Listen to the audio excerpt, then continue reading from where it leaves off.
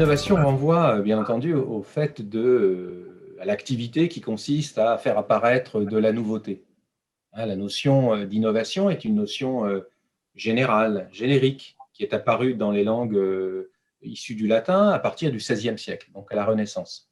Donc c'est un terme qui est peu qualifié finalement. Il n'en demeure pas moins que ce mot en est venu à avoir un sens beaucoup plus précis, et qui est même le sens de référence aujourd'hui, qui est le sens que lui a donné l'économiste Joseph Alois Schumpeter au début du XXe siècle. Vous voyez, il y a donc un sens, une acception large, générique et large, une acception restreinte qui fait référence. Cette acception restreinte désigne l'apparition d'une nouveauté technique, organisationnelle, un nouveau produit, un nouveau procédé qui, dans le cadre de l'économie industrielle, transforme profondément les marchés et donc est à la base de la création de valeur économique. La notion d'innovation, de son côté, désigne le surgissement parfois impromptu de la nouveauté, absolument subi. C'est ce qu'on appelle la disruption, qui produit, compte tenu des inventions mises en marché, des transformations sociales imprévisibles. Et il me semble qu'on gagne aussi à considérer que l'innovation est neutre du point de vue des valeurs éthiques et politiques ou sociales que la modernité avait confiées au progrès.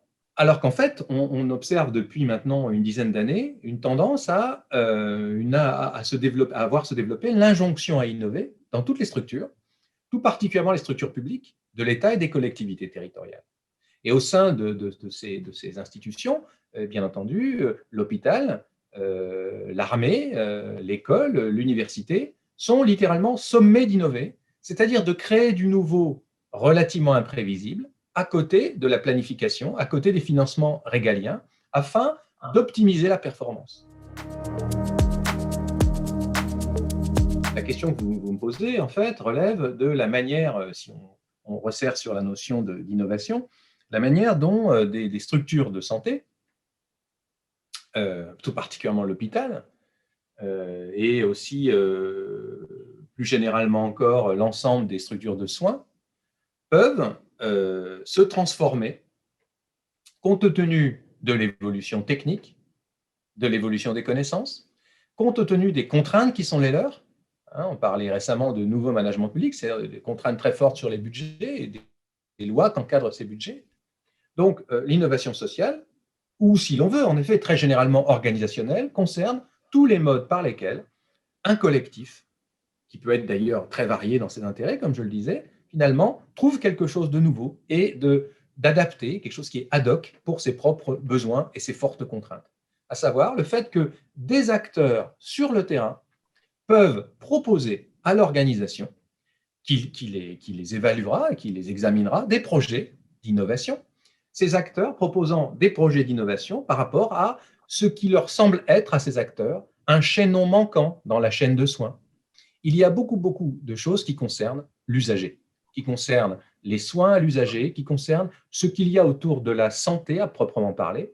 Je réponds à votre question. Si l'on entend par santé le fait de réintégrer finalement la bonne santé à l'issue de la maladie, si l'on entend par santé le processus par lequel on réintègre la bonne santé, eh bien, ce que je vois arriver avec l'innovation organisationnelle ou sociale, ou plus exactement sociale, dans les systèmes de soins et de santé, c'est quelque chose qui touche à la dimension donc, de l'accompagnement des usagers, au-delà même de ce que peuvent faire les services de santé installés, institués ou régaliens. Pourquoi c'est important d'acquérir une culture d'innovation? Eh bien parce que ça rend les organisations résilientes. Les organisations qui savent innover grâce à leur culture sont plus résilientes. Elles sont capables de se transformer plus vite.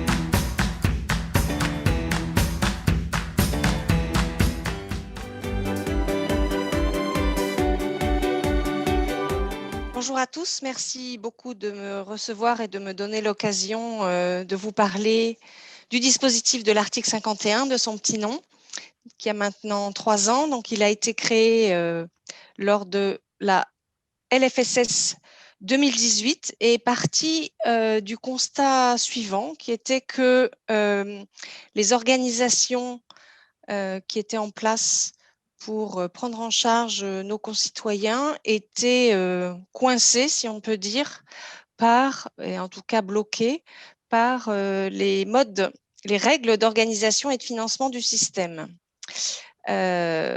Chacun étant financé, chaque acteur étant financé pour ce qu'il fait et non pour notamment se coordonner avec les autres, ce qui est nécessaire pour un certain nombre de prises en charge.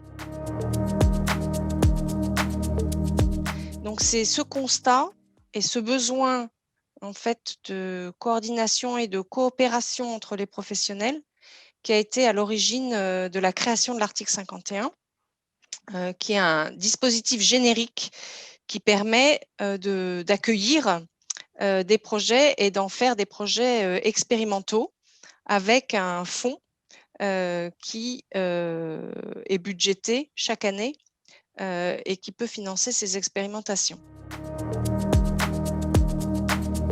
La grande nouveauté, c'est le fait d'ouvrir le dispositif aux acteurs et que tout le monde puisse proposer des projets. Donc, c'était de rassembler en un lieu unique et de donner de la visibilité sur l'ensemble des expérimentations existantes, de tester. Et donc, on est plutôt dans de l'expérimentation incrémentale plutôt que de l'innovation de rupture. Donc la loi, elle a posé le cadre suivant qui est assez finalement simple dans ses passages obligés. On parle, je ne l'ai pas dit, mais on parle des innovations organisationnelles. Et donc les finalités ont été posées par la loi. C'est-à-dire qu'il faut que le projet ou la future expérimentation améliore et traite de la coordination des parcours de santé ou de la qualité de la qualité de la prise en charge, de l'organisation d'une séquence de soins par l'ensemble des parties prenantes concernées, du développement des modes d'exercice coordonnés, de l'accès aux soins, notamment dans les zones sous-denses. Les critères de sélection sont principalement au nombre de 4 et ils sont listés sur votre écran. La faisabilité opérationnelle de ce qui est proposé, leur caractère innovant, l'efficience, c'est-à-dire le rapport entre la qualité et le coût, et le caractère reproductible qui est aussi appelé transférabilité. Enfin, et c'est une condition nécessaire, même si elle n'est pas suffisante, il est indispensable de déroger à au moins une des règles qui sont listées par la loi. Comment ça se passe? Donc, ce que vous avez à l'écran est un extrait du livret d'accompagnement que l'on a élaboré pour les porteurs de projets et qui montre un peu le parcours du point de vue du porteur, comment, à partir du moment où il a une idée, comment ça aboutit à un cahier des charges. Et de manière générale, mais j'y reviendrai, on ne laisse pas les porteurs se débrouiller tout seuls. On a développé un accompagnement pour que, j'ai parlé d'innovation incrémentale, on est aussi dans une approche collaborative du projet et d'interaction, d'itération entre le porteur de projet et les pouvoirs publics, que ce soit l'ARS si le projet est régional ou l'équipe nationale si le projet concerne plusieurs régions, pour faire aboutir le projet. Alors ça, c'est bien sûr à partir d'une première sélection, une fois que le projet a été estimé pertinent par les différentes équipes. Alors, où est-ce qu'on en est aujourd'hui, donc, après 3 ans d'existence? Donc, on a un dispositif qui permet, je vous l'ai dit, et d'avoir des expérimentations, on va dire, pilotées et initiées par les pouvoirs. Quand je dis pouvoir public, c'est ministère, assurance maladie, ARS, hein, c'est toute cette sphère-là. Et puis, les projets proposés par les acteurs du système de soins. Les projets proposés par les parties prenantes, donc les règles du jeu, hein, il n'y a aucune condition sur qui peut proposer un projet. On est dans une logique de guichet ouvert en permanence sur tout le champ de la santé. À fin novembre, on avait autorisé 71 projets, on est un peu plus de 80 aujourd'hui. Ce qui est intéressant de noter, donc vous avez vu, le dispositif est extrêmement ouvert et donc les porteurs de projets sont aussi divers et reflètent la variété de notre système de santé. On a les acteurs les plus représentés sont les établissements de santé, qui sont des gros pourvoyeurs de projets et qui se sont mobilisés en fait en premier parce qu'ils sont habitués à répondre à des appels à projets et à constituer des projets. Mais d'autres acteurs ont développé des projets et leur part augmente d'année en année. Je pense notamment aux acteurs de la ville. On a aussi beaucoup de projets qui sont proposés par des groupements d'acteurs, hein, des associations professionnelles, des URPS, des syndicats, des fédérations. Donc, c'est quasi aussi important que les établissements de santé. Et puis aussi une catégorie qui monte, hein, dont on autorise des projets maintenant, en ce moment, qui concernent les établissements sociaux et médico-sociaux. Si on regarde sur quoi portent les projets, ils portent, en gros, ils ont deux approches possibles, soit par pathologie donnée, soit par population. Donc, la totalité fait plus de 100% parce qu'on a des projets qui adressent et une population et une pathologie. C'est pas énorme, mais en même temps, c'est déjà beaucoup dans le sens, enfin, auparavant, pour vous donner une référence, le ministère avait entre, je sais pas moi, 1 et 3 expérimentations par an. Donc là, on a déjà fait plus que les 10 dernières années réunies. Ça, c'est un premier élément de réponse si on compare. Un second est que toutes ces expérimentations vont être évaluées par une évaluation externe. Donc, ça veut dire que derrière, on a aussi toute une ingénierie qui concerne l'évaluation et la mise en œuvre. Pour chaque projet, on a un modèle. Ce qui fait la spécificité de ce dispositif, c'est la promesse que peut-être, si tout se passe comme on l'espère, le projet rentre dans le droit commun. Ça veut dire qu'à chaque projet, on a un modèle de financement et une tarification. C'est ça qui prend du temps à élaborer. Mais du coup, ça veut dire qu'en termes quand le projet est mis en œuvre, les acteurs sont rémunérés comme c'est en vie réelle, comme si le tarif existait. Et ça, en termes d'ingénierie financière, c'est aussi, on fait du sur-mesure à grande échelle, si vous voulez. Donc, de ce point de vue-là, il faut voir que là, aujourd'hui, ça veut dire qu'on a 80 modèles qui ont été élaborés et qui sont mis en œuvre ou qui vont être à très court terme mis en œuvre sur le terrain. Et on n'est pas au bout on n'a pas encore saturé complètement le dispositif.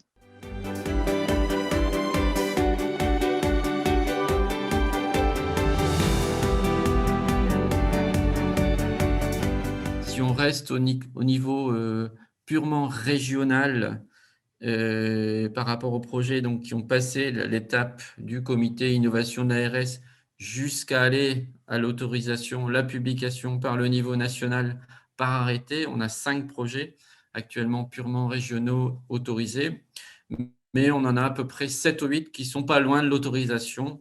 Donc, vous voyez, ça ferait un peu plus de 10 mises en œuvre à l'horizon de fin 2021. Qui peut être porteur, si je reprends un petit peu l'article 51 prévoit que en fait, tout professionnel de santé, toute structure, tout prestataire ou toute institution peut être porteur d'un projet article 51. Donc, vous voyez, c'est très large. Pour autant, il n'est pas toujours facile pour un petit porteur d'avoir toute l'organisation nécessaire. Enfin, il a besoin d'être accompagné, mais l'accompagnement ne peut pas être fait à la place d'eux. Donc, il faut quand même qu'il y ait une ingénierie de la part du porteur, ce qui a parfois amené certains petits porteurs à abandonner leur projet assez rapidement devant les difficultés. Donc, en fait, qui sont les porteurs? C'est les centres hospitaliers, pas mal le CHU de Lille, des structures du type réseau de santé. On a aussi un projet avec des MSP, CPTS, qui cherchent aussi à se mobiliser sur ce dispositif. Voilà. Donc, alors, sur quelle thématique? Alors, c'est soit sur des approches par pathologie. On a, par exemple, un gros projet du CHU autour de la maladie de Parkinson. On a un projet autour de l'insuffisance rénale. On a un projet autour du diabète, parcours ambulatoire du patient diabétique, donc plus en ville. On a des projets aussi sur la personne âgée, notamment sur la personne âgée dénutrie, la personne âgée ayant trop de médicaments, donc la iatrogénie médicamenteuse. Donc effectivement, tout ce qu'on va mettre en place pour optimiser la prise en charge médicamenteuse. On a un projet aussi autour de la réhabilitation respiratoire, dans le contexte post-Covid, mais aussi pour les patients atteints de BPCO. Donc, vous voyez, au niveau régional, c'est quand même des projets qui sont en général autour d'une pathologie, alors que si on élargit à des projets interrégionaux ou nationaux, là, parfois, on est dans des approches plus populationnelles. Parfois, il y a un effet d'aubaine, l'article 51, c'est-à-dire qu'on pense qu'on va avoir un financement, une subvention via l'article 51. Donc là, déjà, c'est complètement hors sujet. Donc, le porteur doit s'intéresser à ce que c'est l'article 51, les différents critères en termes d'efficience, de reproductibilité, d'organisation innovante, de dérogation financière. Donc, tout ça, si ces éléments ne sont pas là, de toute façon, ça ne va pas plus loin. Mais ça demande une appropriation du sujet qui est quand même assez important. Et puis après, il va devoir construire sa lettre d'intention. Bon, il a un cadrage pour le faire, donc généralement, ça ne se passe pas trop mal. On peut appuyer un peu. Mais après, quand il faut passer au cahier des charges, c'est-à-dire rentrer dans le détail des schémas de financement, des forfaitisations éventuelles, des grandes étapes de l'évaluation, même s'ils seront aidés, il y a quand même une… Donc là, il y a des difficultés pour certains porteurs. Donc nous, on a imaginé à l'ARS qu'ils puissent être accompagnés par des prestataires. On en a fait un marché multi-attributaire qui nous permet d'associer, si besoin, notamment par rapport au schéma de financement, donc la désignation d'un prestataire pour accompagner le porteur. Ou sinon, si c'est le CHU, évidemment, il n'y a pas la peine, ou des grosses structures comme ça. Donc on avance avec eux jusqu'à que le cahier des charges soit validé au niveau national par l'équipe nationale article 51, avec tout un travail de va-et-vient. Et maintenant, au niveau national a mis un nouveau dispositif qui s'appelle l'accélérateur, qui est en fait une espèce d'intelligence collective qui permet de booster le projet par rapport aux différentes balises identifiées. C'est assez efficace. Et donc, les porteurs sont très satisfaits pour les aider à ce niveau-là, mais plutôt en phase finale avec le niveau national. Je vous ai cité celui sur le Parkinson, là, qui est Oui, tout à fait, un projet qui intéresse beaucoup le national et qui est très innovateur parce qu'en fait, c'est un projet très dynamique où en fait, l'ensemble des personnes qui prennent en charge le patient parkinsonien, que ce soit sur le volet médico-social ou le soin, en fait, sont en concertation permanente à travers un outil extrêmement performant qui permet de se coordonner, de s'interroger, de communiquer, de voir constamment via la plateforme Prédis de l'ARS où en est le patient par rapport à sa situation clinique, ses examens, les bilans qui restent à faire, le fait de générer des alertes aux bons professionnels. Là, on en arrive vraiment à quelque chose qui est extrêmement innovant, extrêmement intéressant, mais extrêmement difficile à mettre en place. Donc, vous voyez, donc ça, c'est… Après, on a le projet sur la réhabilitation respiratoire avec toute une dimension à distance, hein, donc où on mixe à la fois dans cette réhabilitation du distanciel et du présentiel. Ça aussi, c'est assez nouveau. C'est la crise sanitaire qui a un peu boosté la télémédecine. Donc, on voit de plus en plus de distanciels qui vont se mettre en place. On a un projet qui vient d'être autorisé aussi au niveau du groupe Ramsay des cliniques lilloises. C'est la mise en place d'un programme d'APA, d'activité physique, pour des patients qui ont une chirurgie du cancer, où là aussi, il y a du distanciel, du présentiel constamment, pour favoriser la mise en place de l'activité physique continue du patient après sa chirurgie du cancer. Donc, vous voyez, là aussi, projet connecté fort intéressant. On a aussi un autre projet, oui, celui-là, il intéresse beaucoup aussi la Direction générale de la santé. Il est plus au niveau de la prévention. C'est comment prévenir le risque cardiovasculaire au moment de la période de périménopause chez la femme. Parce qu'en fait, ça, c'est très peu connu du grand public. Il y a énormément d'infarctus ou d'AVC chez la femme autour de cette période, plus que chez l'homme d'ailleurs. Et donc là, l'idée, c'est d'avoir un projet sur le genre et donc sur la femme avec tout un parcours proposé à la femme dès qu'on a connaissance qu'elle est dans cette situation de périménopause, d'évaluation de son risque et si besoin d'aller vers un parcours beaucoup plus poussé avec les spécialistes s'il y a un risque réel. Donc ça aussi, c'est très intéressant. Ça va voir le jour dans les mois à venir, le temps que tout soit écrit et autorisé au niveau national. Donc là, c'est par exemple un parcours qui est mixte, c'est intéressant, entre le CHU de Lille, la Fédération française de cardiologie et l'URPS, l'Union régionale des professionnels de santé. Donc, vous voyez, c'est des structures qui habituellement n'ont pas l'habitude de travailler ensemble, qui là se fédèrent pour mettre en place ce projet. La crise sanitaire, comme je l'ai dit, elle a généré, elle a dépoussiéré pas mal de choses, elle a généré des nouvelles façons de travailler, notamment peut-être dans la ville et entre la ville et l'hôpital. Donc la crise sanitaire, demain, elle va être facilitatrice pour la mise en place de nouvelles organisations. Il y a aussi tout le volet télémédecine qui a été fortement boosté. Donc comment il va s'intégrer demain dans les nouveaux projets article 51. Donc je pense que là, il faut qu'il y ait une réflexion stratégique, effectivement. Si l'article 51 doit avoir un virage avant de se terminer, c'est certainement celui de ce qu'a apporté la crise sanitaire pour aller beaucoup plus vite vers ces nouvelles organisations. Ce n'était pas forcément possible avant, ça l'est peut-être aujourd'hui. Donc, il y a une vraie réflexion politique et stratégique autour de cette dimension-là. Quel virage, mais aussi quelle fin. C'est-à-dire que les projets un petit peu, il y a un effet d'entonnoir, il y en a énormément. Donc, on a au niveau national des difficultés à les traiter tous. Et puis, il y en a beaucoup qui arrivent sur des thématiques un peu équivalentes et qui sont souvent, même étant fort intéressants, mais ils sont souvent rejetés parce qu'une autre région a déjà pris la thématique.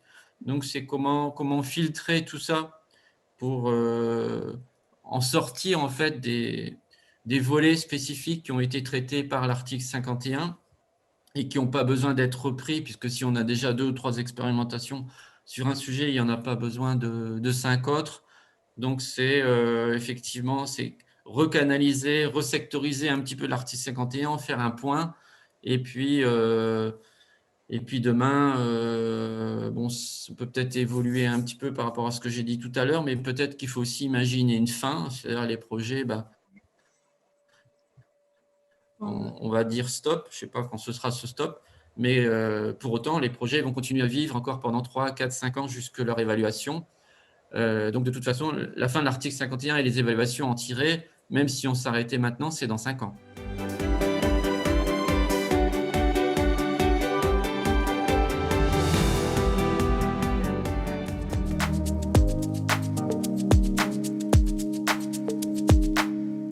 l'administration intègre la complexité administrative. Donc, on ne vous demande pas grand-chose. En formalisation, on ne vous demande pas grand-chose au départ.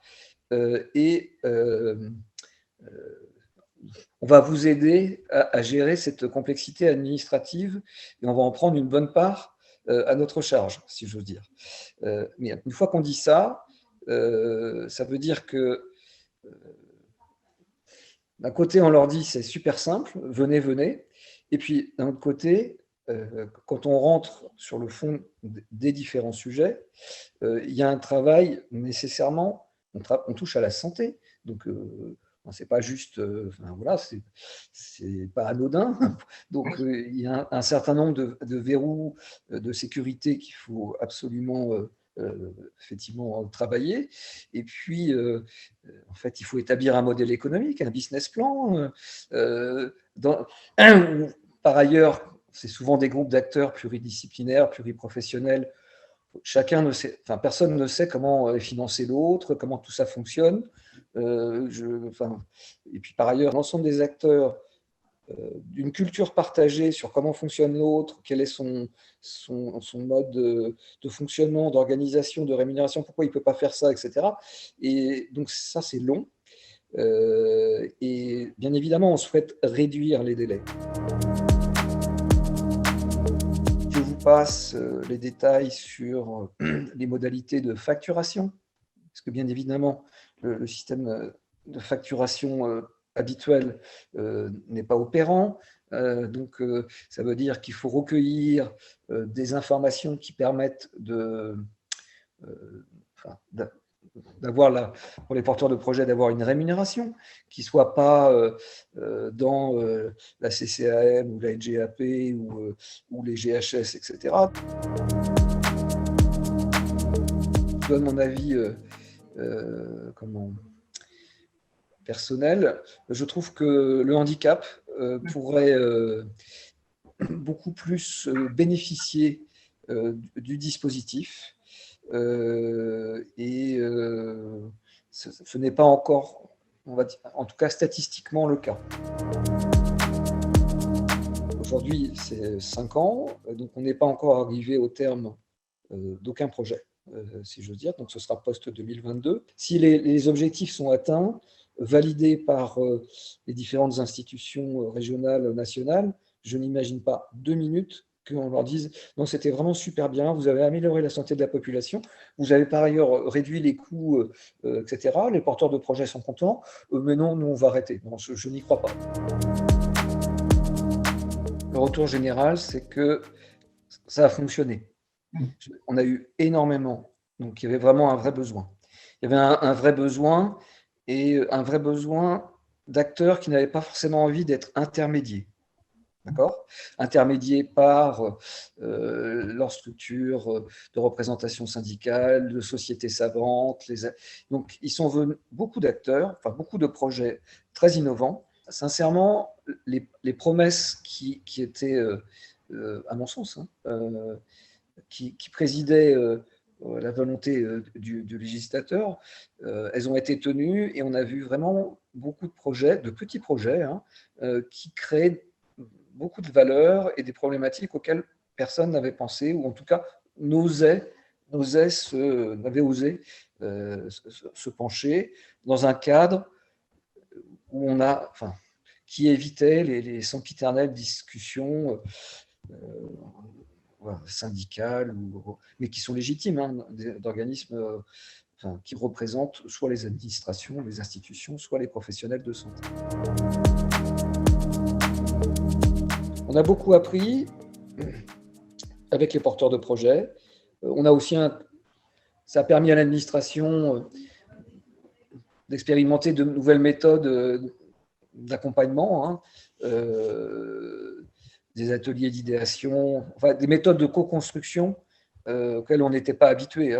Là, c'est autre chose. Il y a eu vraiment un gros effort de co-construction, ce qui a fait aussi et d'acculturation, y compris pour les professionnels de santé qui se sont rendus compte de la complexité de la chose, en fait. Il ne suffisait pas de dire « ah bah oui, il y a qu'à etc. » Là, ils ont, et donc, ça permet de partager une culture qui n'est pas juste c'est de la faute de l'autre si on va pas, si ça ne marche pas, en fait. Hein. Donc, beaucoup de création de valeur sur le fond, des enseignements très, très importants pour nous, enfin pour l'administration, en termes de posture et, si j'ose dire, de transversalité. Et au niveau territorial aussi, ça a permis aux gens de se souder sur des objectifs de santé publique, hein, vraiment, vraiment importants. Au-delà du sujet du financement. Parce que moi, ce que je retiens, c'est le sujet. Enfin, bien sûr que la modalité est importante en incitation, mais finalement, c'est pas tant ça qui les motive, en fait. Hein. C'est le fait de rendre, d'améliorer leur pratique au sens noble du terme, ou d'avoir un travail plus efficace. Hein. C'est pas une recherche, d'optimisation de rémunération.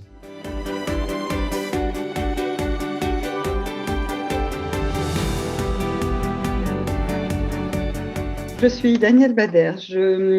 J'assure la présidence de la coordination nationale des réseaux de microstructures médicales depuis plus de 2 ans. Et j'ai dirigé pendant plus de 25 ans une structure médico-sociale qui intervenait dans le domaine des addictions à Strasbourg. La coordination nationale fédère l'ensemble des réseaux de microstructures médicales sur le territoire français, puisque cette expérimentation alsacienne a fait des émules, a fait des petits, des acteurs de terrain, des médecins, des structures étant intéressées à cette expérimentation qui a été validée par plusieurs enquêtes et études que nous avons publiées.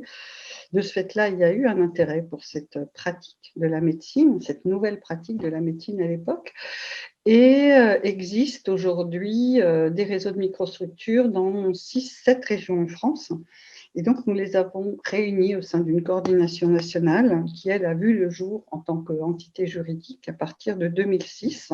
Donc, elle fédère l'ensemble des réseaux. Elle a pour objet, d'une part, de travailler à l'élargissement de cette pratique, à la création de nouvelles microstructures et de nouveaux réseaux. Elle a un volet recherche en médecine de ville qu'elle tient à soutenir, à développer, parce qu'il y a très peu de publications concernant le suivi des patients sous addiction et aujourd'hui rencontrant d'autres problématiques en médecine de ville. Nous avons été associés étroitement à un projet qui s'appelle Équipe Addict. La CNRMS a un rôle de support et d'appui à cette expérimentation qui est portée par 5 ARS en France, toujours dans le champ des addictions, avec l'idée, pour le coup, de développer, de créer de nouvelles microstructures dans les régions concernées, à savoir Île-de-France, Hauts-de-France, Occitanie, Grand Est et Bourgogne-Franche-Comté. Donc, on est sur, à terme, près de 200 microstructures donc, existantes en France, si elles se créent toutes à l'aune de 2023. Et le rôle spécifique de la CNRMS dans cette expérimentation-là est d'assurer un recueil de données qui sera commun à l'ensemble des microstructures participantes à cette expérimentation, puisque nous avons un logiciel de recueil de données que nous avons mis à disposition de l'ensemble des acteurs. Ce logiciel étant, les données étant ensuite transférées à l'évaluateur externe de cette expérimentation, qui est une équipe du CHU de Lyon. Donc, support, appui à la fois aux acteurs de terrain impliqués dans la création de ces nouvelles microstructures, aux acteurs institutionnels, puisque nous sommes partie prenante des comités de pilotage régionaux, d'un comité de pilotage national, et nous faisons l'interface entre le national, le régional et les acteurs de terrain. Oui, tout à fait. Parce qu'au moment du premier confinement, le bureau de la CNRMES et les autres membres adhérents à la CNRMES ont réfléchi ensemble et ont considéré qu'il était devenu absurde de réserver ce soutien, cette manière de pratiquer la médecine de façon étayée et soutenue au cabinet d'un médecin, uniquement pour une problématique, là à savoir, en l'occurrence, la problématique addictive. Et donc, nous avons rédigé à quelques-uns une note que nous avons adressée à la cellule de crise nationale pour proposer l'élargissement de l'accueil des patients fragilisés par le Covid, tant sur le plan somatique que sur le plan psychologique, en microstructure. Et cette note a été accueillie avec beaucoup de bienveillance et d'intérêt, surtout, notamment par le professeur Bellivier et par l'équipe en charge des problématiques de santé mentale au ministère.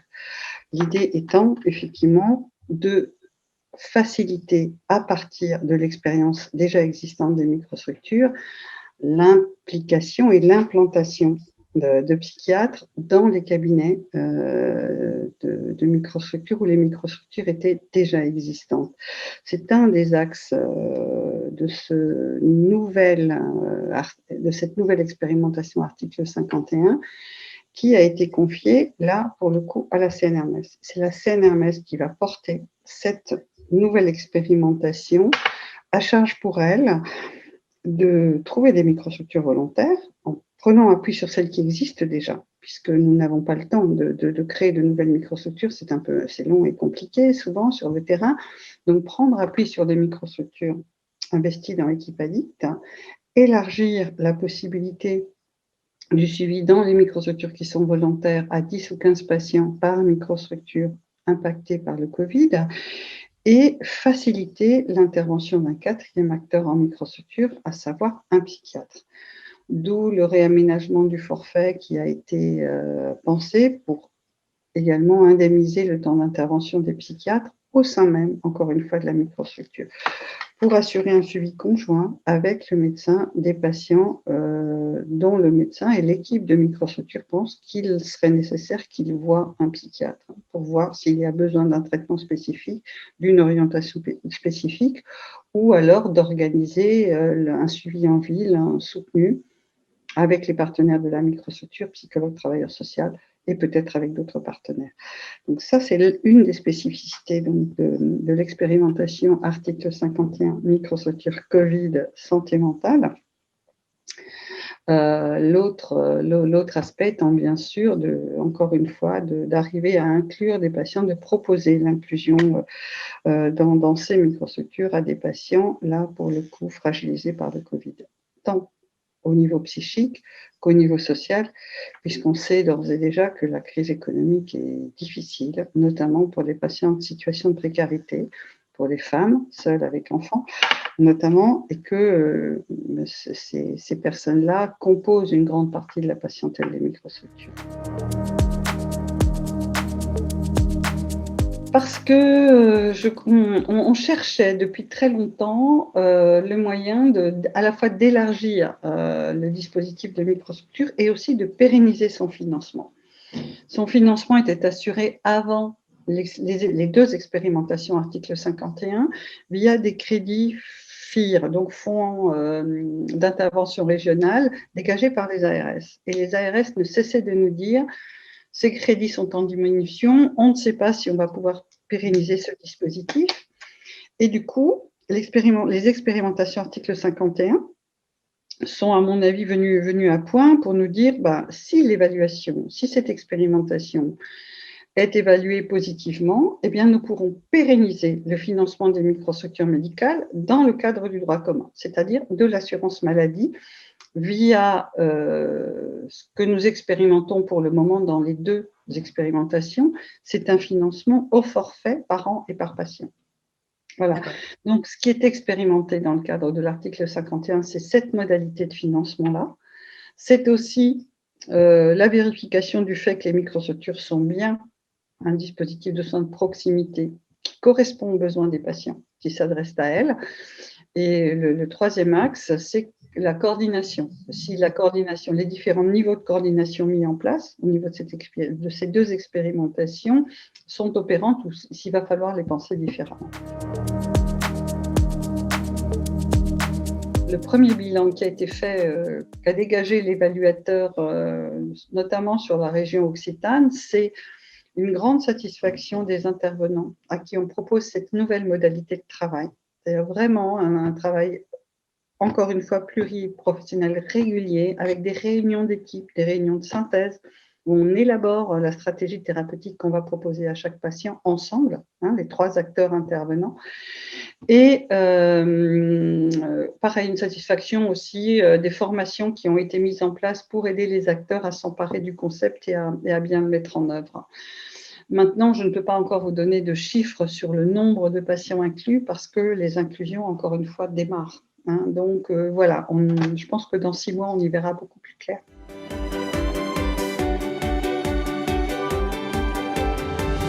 Je me nomme Frédéric Brozowski, je suis directeur du pôle addictologie du pôle santé à la Sauvegarde du Nord. La Sauvegarde du Nord est une association loi 1901, but non lucratif, qui a 5 expertises de compétences. La première et la plus importante et l'historique, c'est celle du pôle protection de l'enfance, le pôle inclusion sociale, le pôle handicap, le pôle addictologie et le pôle santé. Ça représente à peu près 1500 salariés majoritairement à 90% sur le département du Nord. Alors on a aujourd'hui une activité importante sur le pôle addictologie. Elle se décrit sous 2 grands axes. Alors on va dire 3. Le premier qui est tout ce qui est hébergement. Le second est sur l'ambulatoire. À l'intérieur de l'ambulatoire, on peut y voir deux thématiques. Celle de la réduction des risques.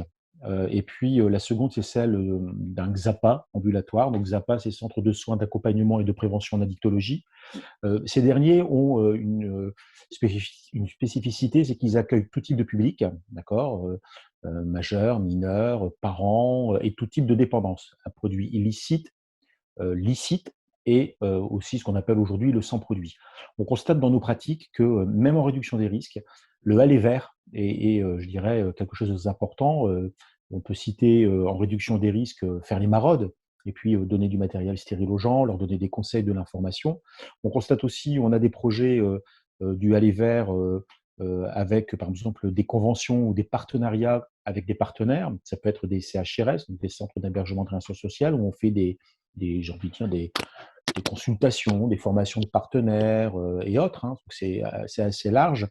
Et puis, de manière un peu naturelle, le projet Équipe Addict vient dans cette dynamique-là, c'est-à-dire le aller vers, en proposant une mise à disposition donc de 2 professionnels, psychologues et assistantes sociales, au sein d'un cabinet médical. Donc, bien évidemment, lorsque l'ARS nous a interpellés pour qu'on fasse partie de cette expérimentation sur le bassin de la Vénois, plus exactement à Maubeuge, on a dit banco, parce que je veux dire, aujourd'hui, il est pour moi évident que le aller vers peut être une solution à des freins où, lorsque un professionnel de la santé ou qui que soit l'éducation nationale dit va sur tel service, etc., etc. La personne a énormément d'envie, et puis après, des freins, qui peut être la mobilité, qui peut être un état de fragilité psychologique, un manque de motivation, c'est assez variable, peut freiner à aller là. Là, l'avantage d'être au sein du cabinet médical, alors en tout cas, je l'imagine comme ça, puis on le voit aussi dans la pratique, parce qu'aujourd'hui, on n'est pas que dans la théorie, les équipes addicts fonctionnent aussi au niveau national depuis quand même pas mal de temps. Le fait que le médecin invite la personne à dire, voilà, la personne est dans le bureau d'à côté, je vous y invite à aller la voir, etc., c'est facilitateur. Donc, ça permet de créer ce premier lien, ce premier travail. Donc, dans cette dynamique qui a toujours, j'ai envie de dire, traversé le pôle addictologie, je l'évoquais tout à l'heure, avec cette dynamique de aller vers, les maraudes, les consultations, etc., consultations avancées, je trouve que c'est un maillon manquant que ne proposait pas le pôle et que j'espère on pourra le faire à moyen terme. Elle est pleine entière, elle est à 100%. Alors ça, c'est la théorie. La pratique, c'est un peu plus compliqué, vous imaginez bien. C'est-à-dire qu'aujourd'hui, on a été pleinement impacté par cette pandémie dans l'organisation, dans la sollicitation.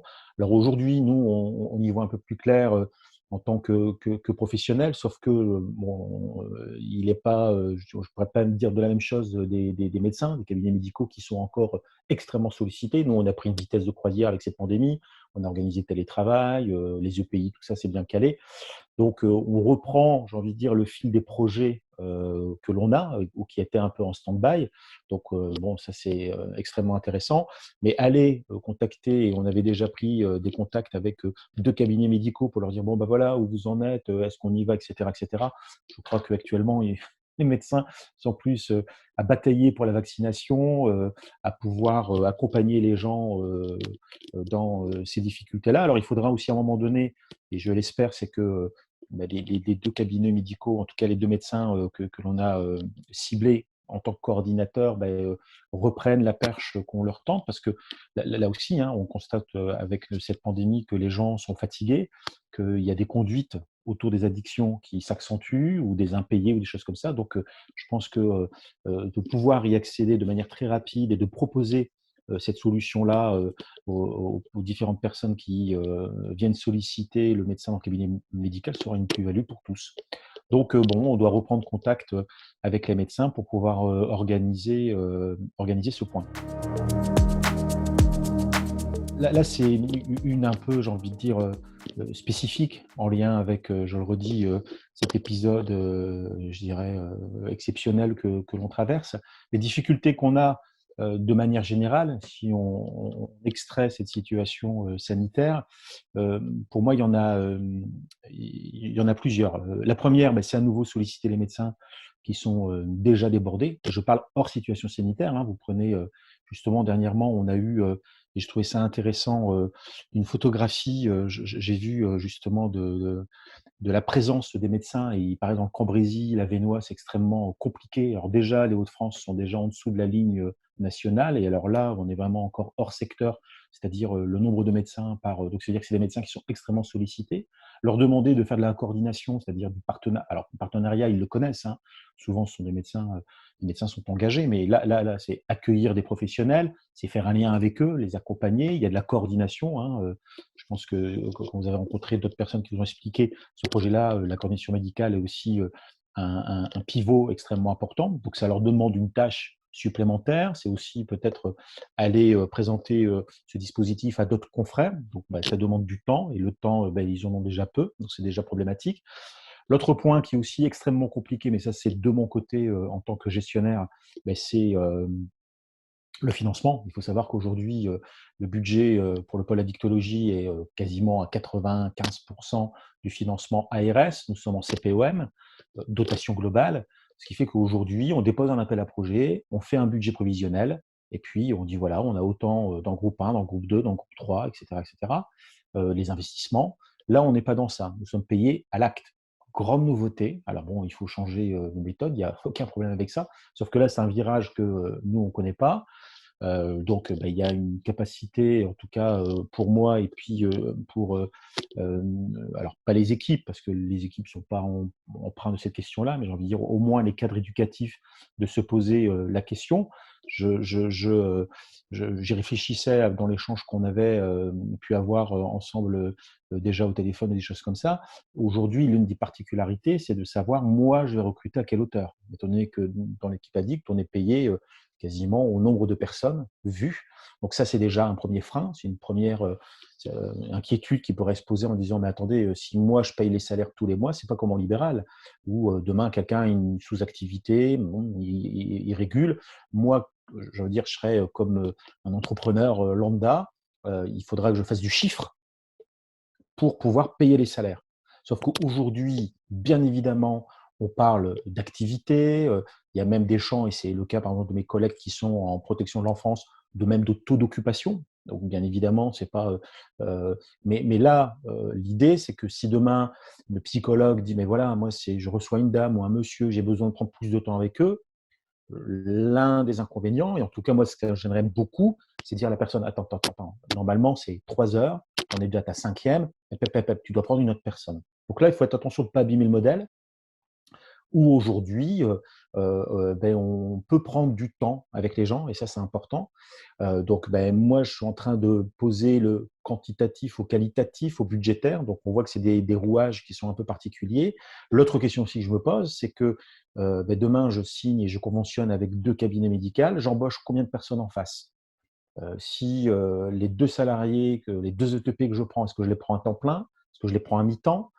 Se posera aussi en cascade le recrutement. Demain, quelqu'un qui est à temps partiel, ça veut dire des horaires imposés, mais sauf qu'il faudra une souplesse. Il va dire, attendez, moi j'ai un autre employeur, mon employeur autre m'impose aussi des horaires. Donc stratégiquement, pour être attractif et répondre aussi aux besoins, essayer de prendre quelqu'un à temps plein. Donc à temps plein, ça veut dire que je dois faire autant d'actes.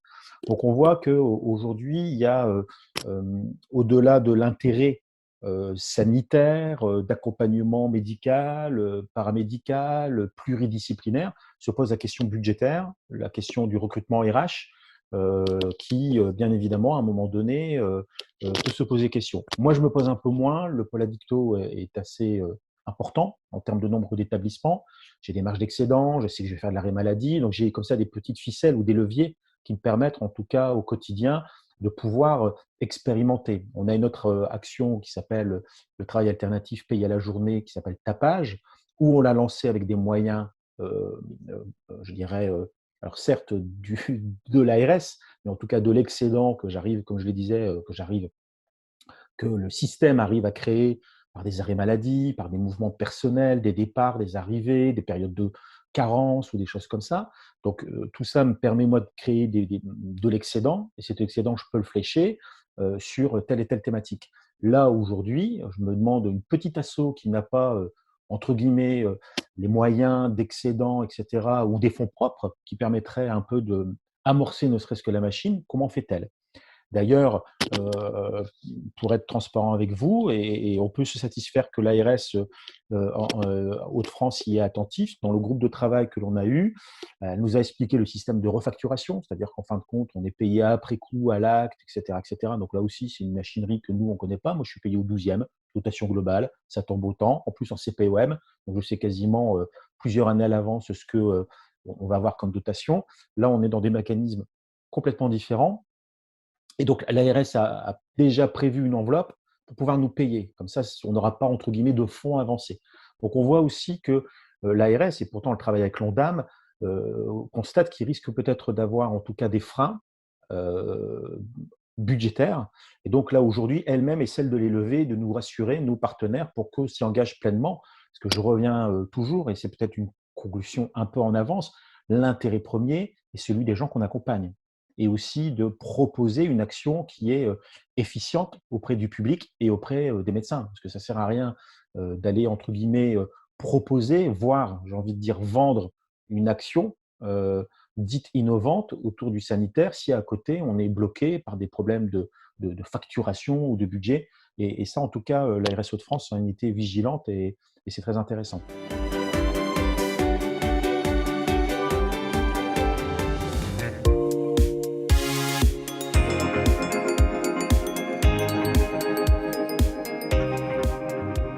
L'expérimentation Article 51 répond à un appel à projet du ministère pour tenter de trouver des solutions innovantes en santé. L'espace médical nutrition obésité a répondu à cet appel à projet et est devenu la première expérimentation Article 51 nutrition obésité du territoire national, sur plus de 400 projets.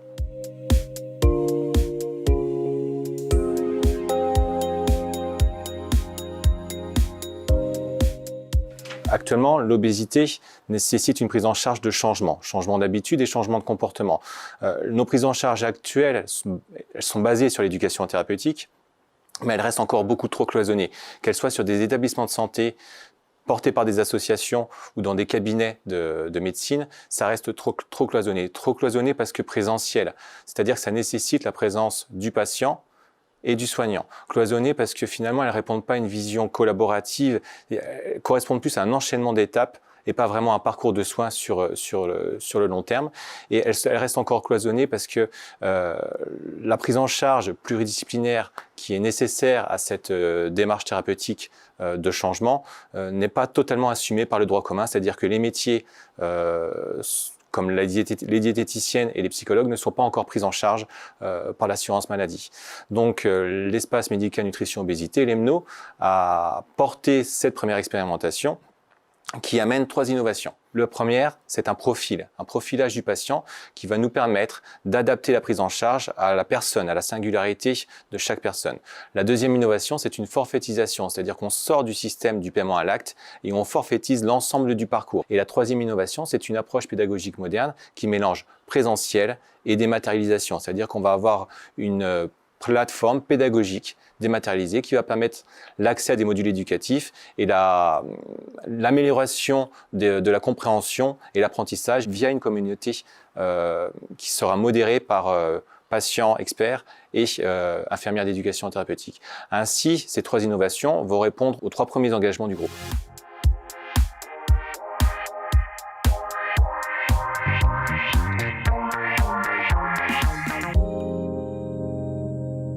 Premier objectif, l'égalité d'accès aux soins, c'est-à-dire que toute cette prise en charge va être permise même si on n'a pas les moyens de la financer, parce que c'est le droit commun qui va le financer. Deuxième objectif, améliorer la qualité de vie des personnes. Le troisième objectif, c'est finalement faire des économies sur le système de soins. C'est-à-dire que la prise en charge totale de ces patients, médecins, diététiciennes, psychologues, infirmières, locaux, plateformes pédagogiques, coordination et évaluation. Tout compris, on arrive à un forfait lissé sur 5 ans. On fait aussi une économie dans le système de soins.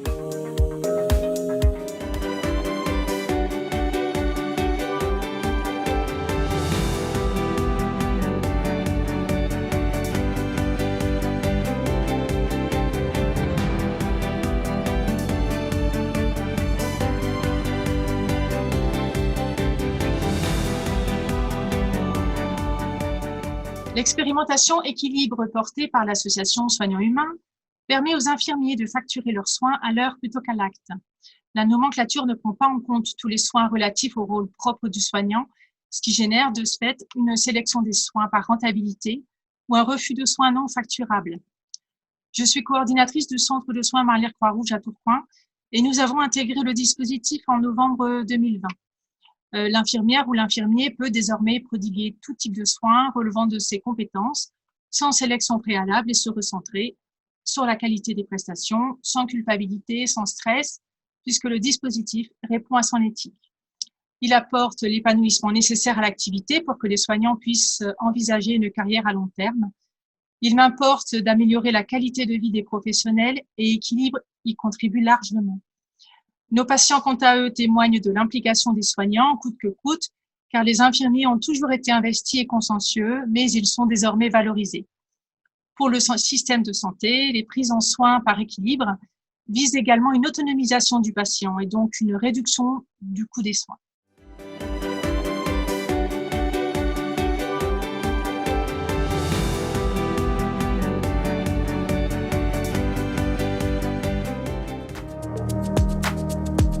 Depuis qu'on a fait appel à vos services, et ça date de novembre 2020, elles sont elles comme eux, puisqu'il y a des garçons aussi, très ponctuelles, très professionnelles, et elles n'hésitent pas à passer leur temps s'il le faut et à dépasser le temps qu'il faut pour faire les soins de mon mari. Bon, les soins de mon mari, c'est du nursing, c'est-à-dire la toilette, et les soins de trachéo. Oui, elle répond à nos attentes, mais c'est vrai qu'auparavant, on avait d'autres infirmières, mais je crois que le cabinet, de toute façon, elles sont réduites qu'à une maintenant, mais elles ne faisaient pas du tout les mêmes prestations, ça, je n'ai pas précisé. Les prestations que vous faites là, pour mon mari, c'est tout à fait récent, d'accord ? J'ai fait appel à vos services par l'intermédiaire d'une dame qui est déjà au centre social, et c'était un appel au secours, en fait. Quand vos infirmiers ou infirmières arrivent, ces soins, automatiquement, il les fait correctement avec eux ou avec elles. Tandis que quand c'est moi, je lui répétais quelquefois, pendant 2 heures, Michel, tu dois faire ça ou ça. Voilà. Donc moi, quand je les vois arriver, c'est un rayon de soleil. Elles prennent le temps qu'il faut. S'il y a un souci, comme il y a eu un souci le dimanche 28 février, je me souviens, c'est la semaine de son anniversaire, Bon, mon mari a chuté. Émilie, qui est arrivée vers 7h30, 8h moins 20 à peu près, elle a dû faire appel aux pompiers parce qu'on n'arrivait pas à le sortir du lit. Et Émilie, elle a dit, je ne partirai pas tant que j'ai pas fait les soins de toute façon. Donc elle est restée avec les pompiers, ils l'ont descendue et elle est restée, même si ça a pris une demi-heure sur son temps ou plus, elle est restée pour faire ses soins au niveau de sa trachéo.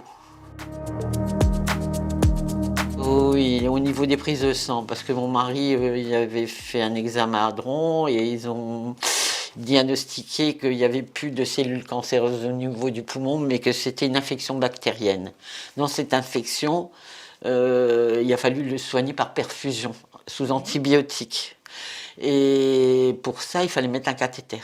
Et comme il est très difficile à piquer, ils sont venus, quand ils ont eu des problèmes, ils ont même, au bout de 3 jours, ils n'ont plus su mettre le cathéter. Elles sont venues pendant 1 heure pour se trouver, pour savoir le piquer, pour faire l'injection de cet antibiotique. Voilà.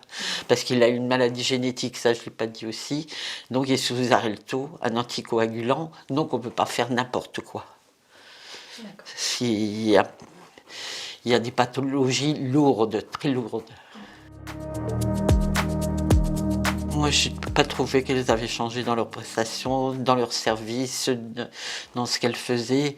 C'est toujours pareil, toujours ce petit sourire, toujours cette gentillesse, toujours dire ça va. Quand ils vont le laver, faire sa toilette là-haut, non. Pour moi, c'est toujours pareil. Dès le début et jusqu'à aujourd'hui, c'est pareil. Alors... Le service est toujours le même.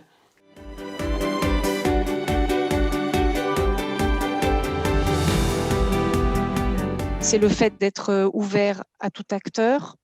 L'objectif est de tester, d'essayer et de tester sur la base des dérogations possibles, bien sûr, qui sont dans la loi. On ne peut pas aller au-delà de la loi.